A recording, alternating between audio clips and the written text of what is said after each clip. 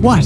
It's time now for My Two Favorite Librarians, brought to you by the Copper Tree Boutique in Dales Grand Market, located in beautiful, historic downtown Amherst. Hi, this is My Two Favorite Librarians. I'm Denise Corey. I'm Chantel Taylor, and today we're talking about books written by comedians. But before we talk about that, let's talk about something very, very important. Our new book club. Oh, okay. You're like, oh, what are you going to talk about? So Chantel and I are starting a My Two Favorite Librarians virtual book club. And the title, so we're recording this before the voting is over. So right now as we're recording, maybe people are voting on one of the three books. But we don't know what the book's going to be. So the options were Daisy Jones and the Six by Taylor Jenkins Reid, Watchmen by Alan Moore, and then the third book. Oh, so you want to talk about race? Thank you. We changed our mind on that, and then I couldn't remember what it was. So up until the 21st, people could vote, but because we're recording this in advance, we don't know what book it's going to be. But you will be able to find it on our Facebook page, My Two Favorite Librarians. And the library's Facebook page as well. Yes. I posted on both.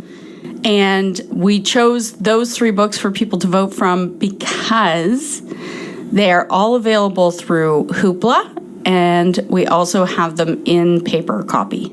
So I just wanted to get that out there. It's going to be very exciting. I'm very excited about it. We don't actually know what we're doing, and I feel like that's what we've been saying since March. We do know what we're going to do. It'll either be a Zoom that people can join us, or it'll be a Facebook Live where people can ask us questions, and maybe we'll try both and see which works better. We're going to start offering every month a fiction, a nonfiction, and a graphic novel suggestion for people to vote on and decide. It can be anywhere. So this isn't just for Amherst, it's for all of Cumberland County. But it's for anywhere in the world, really. Exactly. So if you're on vacation, you can still join us. Like Denise said, all of these books are on Hoopla, which means a maximum number of people because you can borrow the same book on Hoopla. So we do have some things worked out. Okay, so on to the topic. Books written by comedians. You know I'm going to talk about my favorite. Yes. Yeah. Bossy Pants by Tina Fey. It is hilarious. You have not read it, have you? I haven't read it, and I don't know that I will because I really like Tina Fey. And one of the things I found, because I read Amy Poehler's book, and I ended up really not liking her after it. I have to agree with you. I read Amy Poehler's book, which is called Yes, Please, and it came out a couple years after Tina Fey's book. And I had high expectations for it, and I was not. Yeah, I really didn't like it at all. I was super disappointed. And I mean, nobody's perfect, and the point of writing a book like this, no. The point of writing a book is that you're kind of, because I think a lot of people associate her with Leslie Knope, which is the character she played on Parks and Rec, who was this really sort of like Pollyanna, sweet, like go-getter, could solve any problem. And that's not Amy Poehler. No. Amy Poehler's a real person who has like... But Bossy Pants with Tina Fey, I actually liked her better after I read that book. I'm still scared to read it. She is very interesting and intelligent, but also self-depreciating and... Deprecating? Yeah, maybe that's the word I meant. Yeah, depreciating, yeah. Depreciating is art. Or cars. Deprecating. Fine. So in Tina Fey's book, she starts as a kid. She talks about her time in Second City. She talks about being on Saturday Night Live. She talks about 30 Rock. She talks about becoming a mom. And yeah, she's just, it's really nice and genuine. And also I listened to it on audiobook, and she read it, and I had to turn it off in the car because I was afraid I was going to drive off the road. I was laughing that hard at some points. I do enjoy Tina Fey. I 30 Rock is a favorite of mine. Liz Lemon, I felt, had some sort of like tethered connection to my brain. Because a lot of I loved Liz Lemon. A lot of the things, like especially cultural references that she thought, I was like, I've thought that and I never said it out loud. She's like reading my mind. How about one that surprised me? Okay. Modern Romance by Aziz Ansari. Yes. So Aziz Ansari was also in Parks and Rec. He was Tom Haberford. Chicky par par. Yeah. So he wrote this book with Eric Kleinenberg, who is a professor of sociology. So I was expecting it to be some sort of comedic memoir, but really it's like a sociological tome about dating and romance in modern times with some comedic explanations around it. And it was really, really interesting. So it covered things like online dating and texting certain kinds of emojis to your partner or potential wannabe partner. And they have all these survey results and focus groups. So it's really interesting and in depth, but also funny. So I was very surprised by it. Interesting. I have read almost no comedians. I read Amy Poehler, didn't love it. I tried Mindy Kaling, who I also love. Didn't love it. Stopped halfway through before I made the same mistake with Amy Poehler. I did pick up Nora Ephron's I Feel Bad About My Neck. Yes. I do like that title. And I have been sort of going through that, and I'm okay, but I don't actually know anything about Nora Ephron other than I enjoy her movies. Yeah, I don't either. So I don't know her. Not that I know Amy Poehler as a person. I feel bad that I'm like slamming Amy Poehler. But basically, there's a laundry list of comedians who have written books. Oh, yeah, I'm only touching on a few. And I almost find that it's too soon. And it's the same with biographies now. Like, people are just whipping out biographies at like 25. What have you done at 25? Wait until you're 80.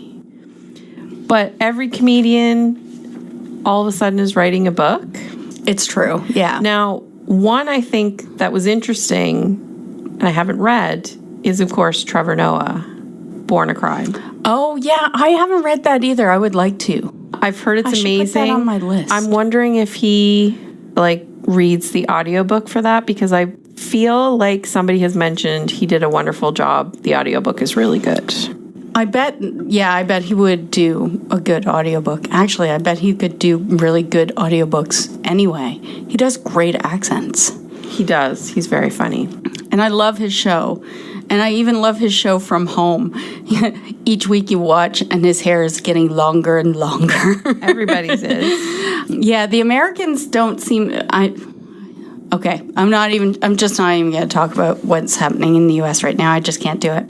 So while I was researching this, of course, we look up lists of different books by comedians and that kind of thing.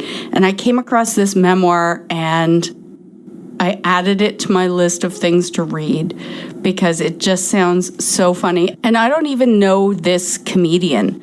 The book is called I See You Made an Effort by Annabelle Gurwitch. I don't know her. No, nor do I.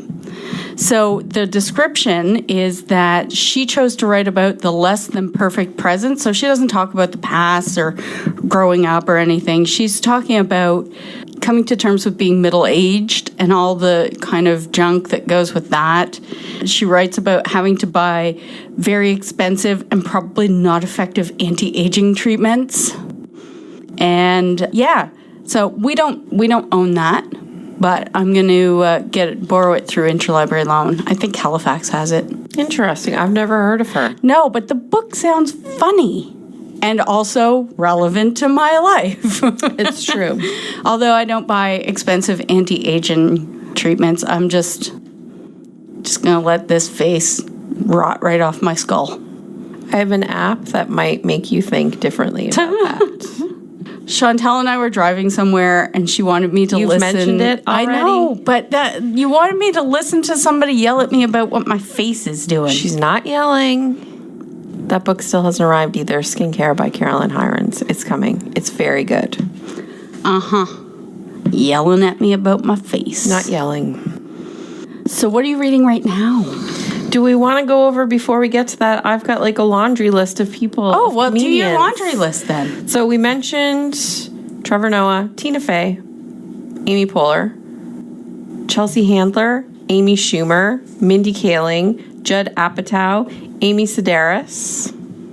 Amy Sedaris did a craft book. Yes, but I feel like she also has another book. So she's also the sister of David Sedaris. And he has a few books. He writes wonderful sort of autobiographical short stories about his life and his sisters, so she gets mentioned. Nora Ephron, Alan Alda.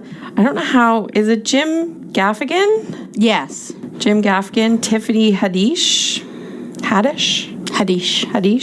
So also, these are the ones that we have here that I could... Steve Martin. Yes, has written books, yes. But Steve Martin didn't just write a memoir, although he did write one, but he also wrote fiction. Yeah, Shop Girl. Shop Girl, which was made into a movie. Yes, we'll talk about that next week in novellas. Okay. So, probably if you have a favorite comedian, they've written a book. Except for Bill Murray, I don't believe he's written a book.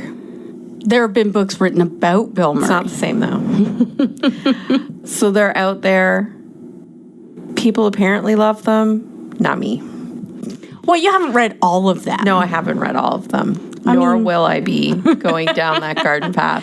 I am, though, seriously recommending to you Bossy Pants by Tina Fey. I'm not doing it. I think you would like it. I'm keeping Tina Fey sacred.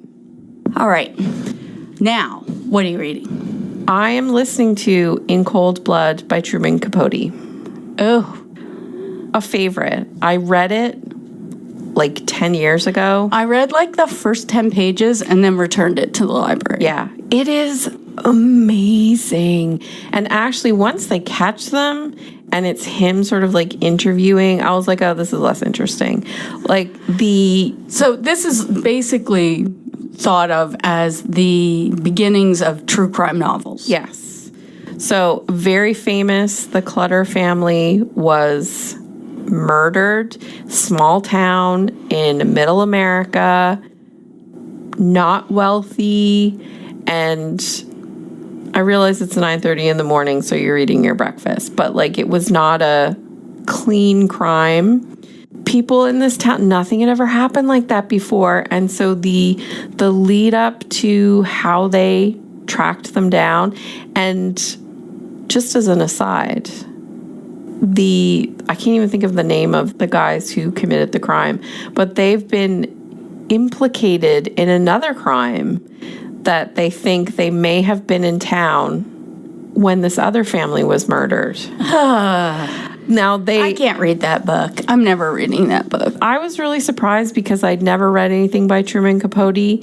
I was mesmerized by this book. It was before I was really reading true crime, although I was reading a lot of mystery at that time.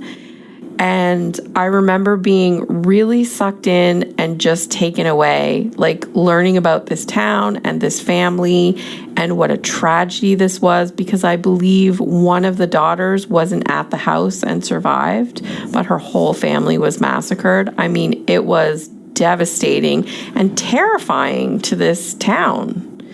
Nothing had happened like that before. And who would have done this? And was it your next door neighbor? He did such a great job of sort of ramping up that, like, not thriller aspect, but the tension of the town and the whodunit aspect of it. It was so good. I highly recommend it. I couldn't read it. It's not scary like Ted Bundy. Well, I don't know. I read like the first 10 pages and I was just like, nope. I'm reading Watchmen by Alan Moore. Very nice. So, again, back to our virtual book club. We don't know. At the time when you listen to this, we will know the winner of the vote between the three books. But as we're recording it, we don't. So I'm trying to jump on it and read the books in advance. And I had never read Watchmen before. How far are you? I'm about halfway. Are you enjoying it? I am. It's really interesting. I can't believe I've never read this before because it's like one of the most influential graphic novels of all time. It's like saying I hadn't read Mouse or something. Well, it's like saying you hadn't read, I don't know, what's a big letter? Like you hadn't read Catcher in the Rye or something. Like it's a big milestone, but because it's a graphic novel, it's not really thought of as, I'm using quoting marks that you can't see, like true literature. It won the Hugo Award, and it talks about superheroes, but they're very human. Superheroes, yes. Yeah. Like they're not, there's a lot of moral gray areas or dark charcoal gray areas. Well, and it's very much if any person was just suddenly given a superpower, what would you do with it? Well, I always believe that I should rule the world because But you wouldn't be any better than anybody else. People wouldn't like you. You would do things that people didn't agree with. There's the pressure of not being popular or well-liked, and how do you deal with, like, there's all kinds of different aspects that you don't necessarily get from a Superman comic. Not that they aren't deep, but Watchmen was amazing. Yeah. So take a look on our My Two Favorite Librarians Facebook group or look at the Cumberland Public Library's Facebook page to see which one won the vote. And then join us for our virtual book club on September 21st. And we will have details coming out about whether or not it will be Zoom or Facebook Live. And what time it will be, etc. But it will be September 21st. It will be, yes. Yes. And so I've just come off vacation. I have finished 63 books thus far this year. I finished 7 books in the week I was on vacation. All I did was read and go to the beach or read on the beach. It was fantastic. And I've completed 39 of the 50 Pop Sugar reading challenges. Do you remember how many you did last year? I feel like maybe I got as far as 39 last year. So let's talk about library stuff for a second. Okay. You talk, I'm going to take a drink. Okay. Of water. Which actually sounded sarcastic. Like maybe I didn't mean that you were drinking water. No, she's drinking water. Many of our branches are open to some capacity. Some have reduced hours. Some are just doing grab and go. We also have all of our online resources. We have Overdrive and Hoopla and RB Digital, and you can find out more information about those from our website, which is www.cumberlandpubliclibraries.ca. Yay! We're also still doing borrow by mail to anybody in the county who can't come into a library for whatever reason or just doesn't feel comfortable coming in at this point.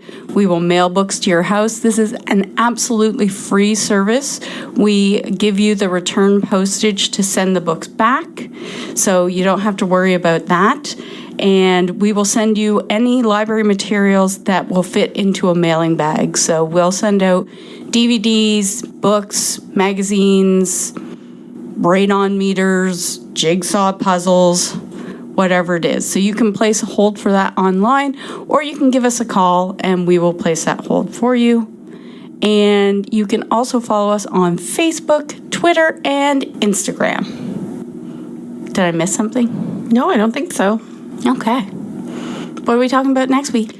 Next week, we're going to be talking about novellas. Short books for short people? Short books for a quick read.